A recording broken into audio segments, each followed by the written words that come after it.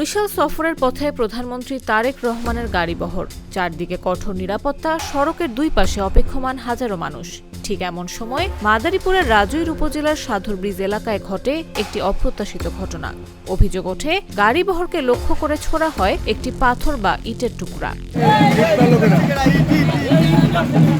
সেই বস্তুটি গিয়ে পড়ে প্রধানমন্ত্রীর নিরাপত্তার দায়িত্বে থাকা স্পেশাল সিকিউরিটি ফোর্সের একটি জিপে। ঘটনার ভিডিও সামাজিক যোগাযোগ মাধ্যমে ছড়িয়ে পড়তেই শুরু হয় আলোচনা।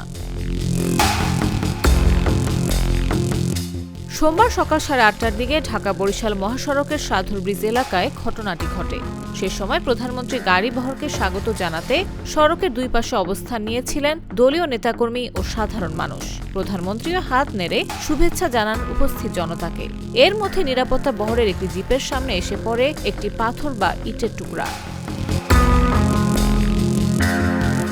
তবে সেটি ইট নাকি পাথরের টুকরা এই বিষয়ে এখনও নিশ্চিত নয় পুলিশ। বস্তুটি কিভাবে সেখানে এলো সেটিও তদন্ত করে দেখা হচ্ছে। প্রত্যক্ষদর্শীদের দাবি, কিছুটা দূর থেকে বস্তুটি নিক্ষেপ করা হয়। ঘটনার পর এক যুবককে দ্রুত সরে যেতে দেখেছেন বলেও জানান তারা।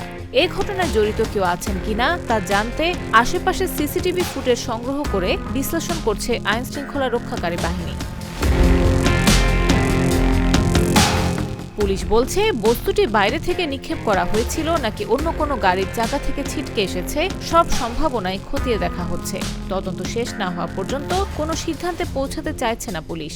পাশাপাশি গুজব বা অযথা আতঙ্ক না ছড়ানোরও আহ্বান জানিয়েছেন তারা। নিউজ ডেস্ক, জাগো নিউজ।